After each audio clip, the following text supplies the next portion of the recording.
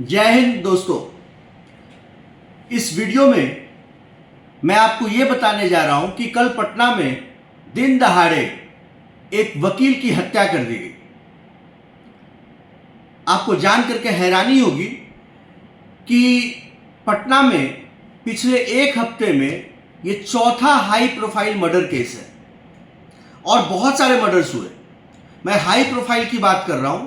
ये चौथा मर्डर है जो पटना में मेन इलाके में मेन लोगों की हत्या की गई। वकील जो दूसरों को न्याय दिलाता है, दूसरों को न्याय दिलाने का एक माध्यम है, उसको खुद ही गोली मार दी गई। जितेंद्र महतो, जिनकी उम्र 58 वर्ष 58 ईयर्स के वो थे और उनको सुल्तानगंज थाना से लगभग 300 मीटर की दूरी पे, सिर्फ 300 मीटर की दूरी पे उनको गोली मारी गई। 3 गोलियां मारी गई। 3 गोलियां रिकवर हुई है वहां से। हो सकता है और भी ज्यादा गोलियां मारी गई हो, but 3 bullet cells have been recovered from the site. And Jitendra Mahato was taken to the PMCH, but while the treatment was going on, he died. My dear viewers, today's law and order situation in Bihar has totally crumbled, has totally collapsed.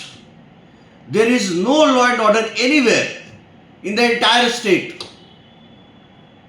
When the lawyers are not safe, when the judges are not safe, those who are raising their voice against the injustice, if they are being shot dead like this, like the manner in which Jitendra Mahato was shot dead in the broad daylight, then what can be said? ये बहुत ही शर्मनाक बात है। इसकी जितनी भी निंदा की जाए वो कम होगी। नीतीश कुमार साहब, अब तो जाग जाइए। कहां हैं आप? आपकी पुलिस क्या कर रही है? कोई इकबाल नहीं है पुलिस का, कोई लॉ एंड ऑर्डर नहीं है। हर दिन डेली 2, 4, 5 मर्डर हो रहा है पूरे राज्य में। पटना जो कि एक सिंगल सिटी है पूरे बिहार में जहां पे लोग रह सकते हैं फ्री होकर के, वो सिटी भी अब रहने लायक नहीं रह गया है। जहां पर आए दिन गोलियां चल रही है, दिन दहाड़े मर्डर हो रहा है। गोपाल खेमका का मर्डर आपने देखा, रात में हो गया 11:30 बजे गांधी मैदान के सामने। फिर लेखानगर में दानापुर खगौल रोड पे मर्डर हो गया स्कूल के डायरेक्टर का।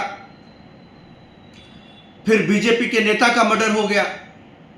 फिर रामकृष्णा नगर में जो मार्च चलाते थे झाजी विक्रम झा, उनका मर्डर हो गया। फिर जितेंद्र महतो का मर्डर हो गया। और इलेक्शंस अभी बस 2-3 महीने की दूरी पे खड़ी।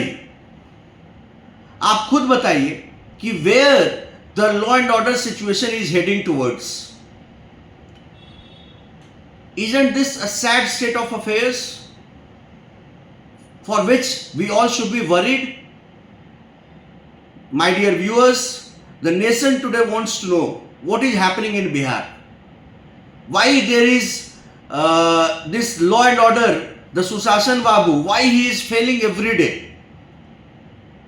By the police officers, the same set of police officers, they are not able to apprehend, they are not able to red-handed, why they are not able to catch those culprits? There are many shooters, they say shoot directly in the broad daylight and they run away. Why it is happening? Why they are not afraid of the law and order? Why they are not afraid of the severe punishment getting caught on off their shoulders? Why it is why it is not happening? I am a lawyer. There are thousands of lawyers who are practicing in Bihar, and if their life, their safety are not considered, then who shall be upholding the rules of law, the rule of law, the justice, the flag of justice? Who shall be the torch bearers?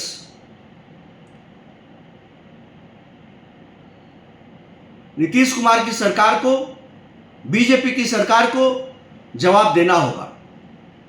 आप सिर्फ लालू यादव के राज को जंगल राज नहीं कर सकते, आपका राज भी वही हो गया है। कोई सुरक्षित नहीं है। किसी दिन दुकानदार को गोली मार दी जा रही है, किसी दिन वकील को गोली मार दी जा रही है, किसी दिन बिजनेसमैन को गोली मार दी जा रही है, किसी दिन स्कूल के डायरेक्टर को गोली मार दी जा रही है। चल क्या रहा बिहार में? आप लोग भी इस मुद्दे पे अपनी बातों को रेज करिए और कुछ भी लगे तो हमें कमेंट बॉक्स में बताइए। कल हम लोग एक नए मुद्दे को लेकर के आपसे बात करेंगे। Thank you everyone for watching. जय हिंद, जय श्री राम।